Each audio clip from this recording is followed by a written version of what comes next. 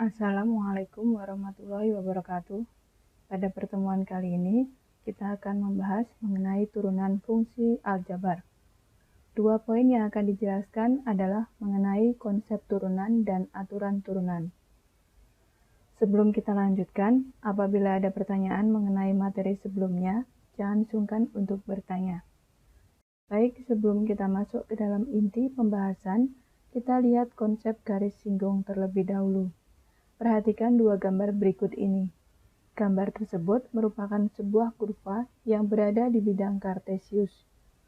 Kurvanya berbeda, namun sama-sama bersinggungan dengan garis lurus. Kalau Anda perhatikan, bertemunya dua garis ini hanya ada di satu titik. Sekarang, pertanyaannya adalah apa yang dimaksud dengan garis singgung? Menurut Euclides, garis yang memotong kurva di satu titik disebut dengan garis singgung. Kita aplikasikan pada gambar atau kurva ini. Titik yang bersinggungan dapat dilihat di sini, yaitu titik P, telah ditandai dengan warna merah. Jika ditarik garis dari titik P ke titik di sepanjang kurva, akan membentuk tali busur. Yang akan kita bahas sebenarnya adalah garis singgung, karena akan berhubungan dengan turunan.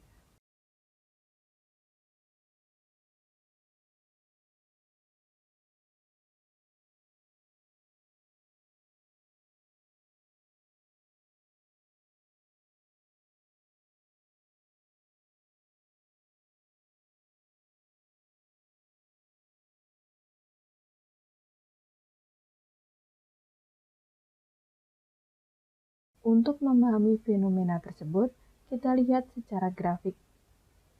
Misalnya, kita punya sebuah grafik FC. Ini adalah grafik C pangkat, karena bentuknya melengkung. Kalau C saja, berarti akan membentuk garis linier. Kemudian, ada dua titik di sepanjang garis. Pada bidang kartesius, untuk mengetahui turunan itu adalah perpindahan kedua titik tersebut. Kita bahas pada gambar 1 terlebih dahulu. Titik yang ada di bawah, koordinatnya adalah C, FC. Selanjutnya, pada titik di atas, karena ada perpindahan sebesar H, maka koordinatnya adalah C tambah H, FC tambah H. Adakah yang sudah tahu bahwa sebenarnya kedua titik tersebut adalah titik perpotongan tali busur? Coba bayangkan apabila titik 1 dan titik 2 ditarik, maka akan membentuk garis lurus. Karena garis tentunya mempunyai kemiringan, maka kita bisa menghitung kemiringan tali busur tersebut dengan rumus matematis, yaitu M sekan atau delta Y dibagi delta X. Delta Y di sini adalah FC ditambah H dikurangi FC, dan delta X di sini adalah H. Begitu juga dengan gambar 2. Sehingga untuk mendapatkan kurva lengkung hampir mirip ketika menghitung gradien. Cara menghitungnya adalah dengan menganalisa bentuk kurva tersebut dengan rumus limit. Turunan FC adalah limit FC tambah H dikurangi FC dibagi H. Sedangkan pada gambar 2, turunan FC dihitung dari limit Fx dikurangi FC dibagi X dikurangi C. H sangat dekat, sangat kecil. Limit H mendekati 0 atau kecil sekali, hampir mendekati satu titik. Kalau seandainya hampir mendekati satu titik, jadi bukan berarti garis potong di dua titik, tapi menjadi garis singgung. Berarti betul-betul tepat mencari gradien di kurva tersebut.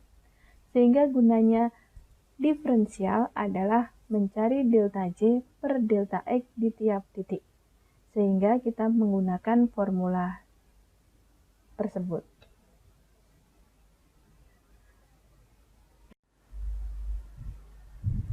Anda perhatikan cara untuk memasukkan nilai koordinat titik-titik tersebut ke dalam rumusnya, yaitu titik yang kedua dikurangi titik yang pertama. Tidak boleh terbalik.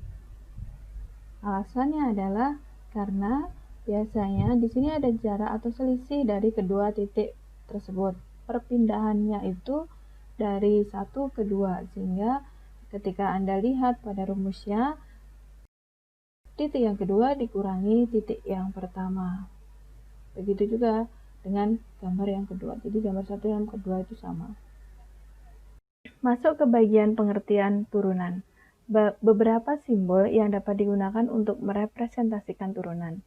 Pertama, kita dapat menyebut turunan fungsi X dengan fungsi F aksen.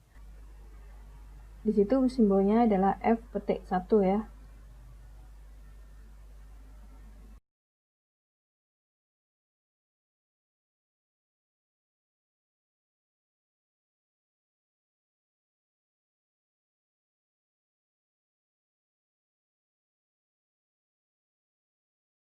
Atau menggunakan notasi Leibniz. Jadi, yang menemukan kalkulus adalah Newton dan Leibniz di tempat yang berbeda. Namun, Leibniz simbolnya lebih sederhana, sehingga banyak digunakan, yaitu dy per dx.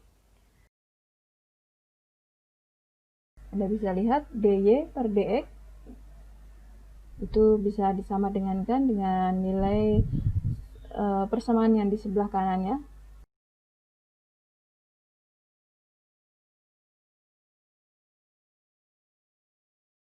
Di mana nilainya adalah limit delta y dibagi delta x. Beberapa simbol lain bisa digunakan, namun artinya tetap sama, jadi tidak masalah.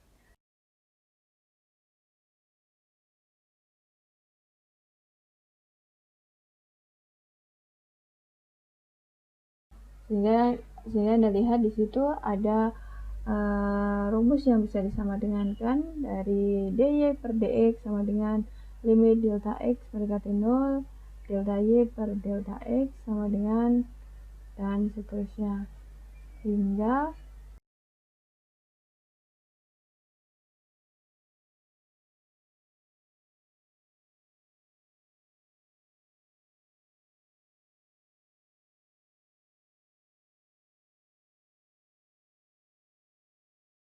selanjutnya hubungan turunan dengan kekontinuan.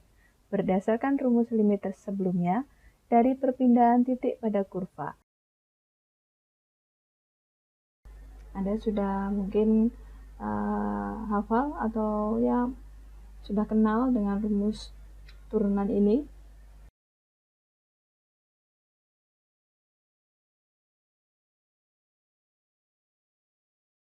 Teorema A mengandung arti, jika f aksen C ada, maka fungsi X akan kontinu di X sama dengan C.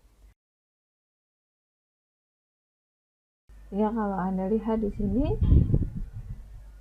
fungsi X-nya berganti menjadi C. Kita coba selesaikan kasus berikut ini.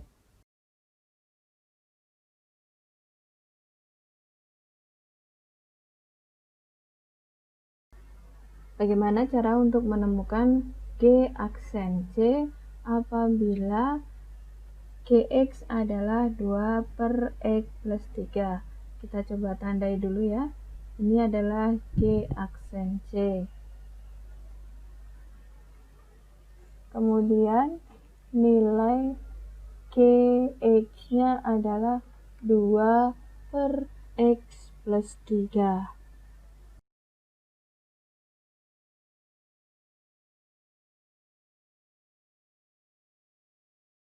Masukkan ke dalam rumus yang sudah tahu sebelumnya ya. G aksen C sama dengan limit X mendekati C, Gx min Gc per X min C.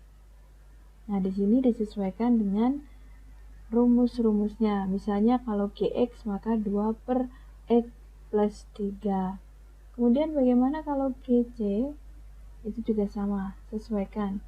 Untuk bagian Gc, yaitu yang menjadi pengurang, maka X diganti C atau menjadi 2 per C plus 3 dibagi X min C.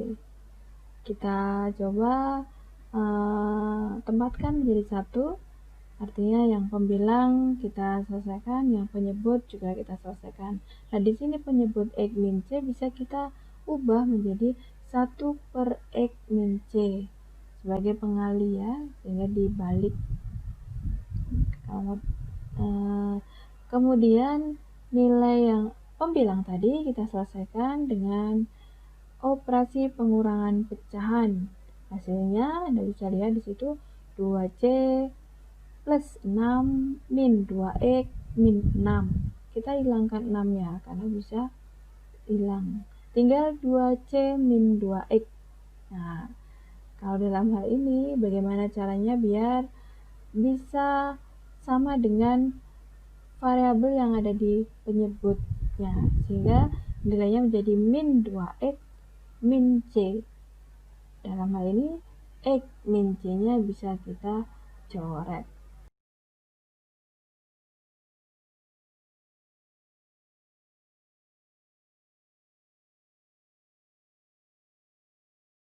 Hasilnya adalah min 2 per X plus 3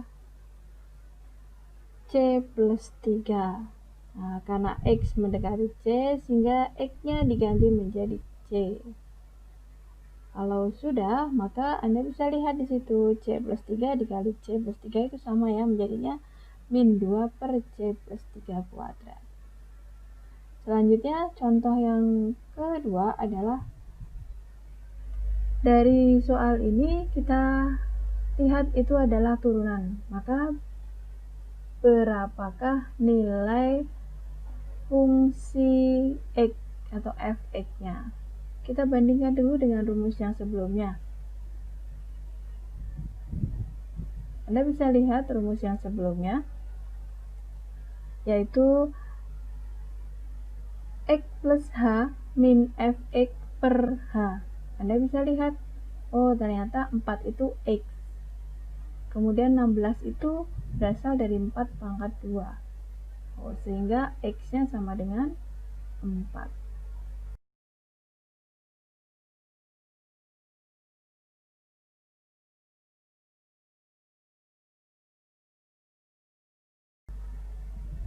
Selanjutnya, berapakah fungsi dari persamaan tersebut? Kita tinggal memasukkan saja X pangkat 2. Untuk soal yang B, sesuaikan dengan rumus yang ada. Kita lihat rumus yang sebelumnya. Di sini Anda bisa lihat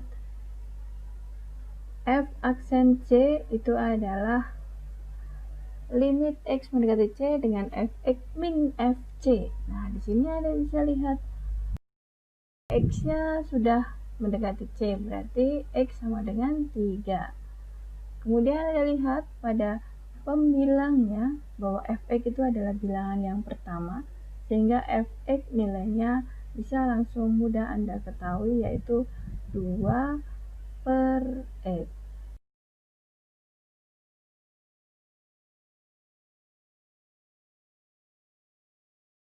Sekian, kita akan lanjutkan ke bagian yang kedua.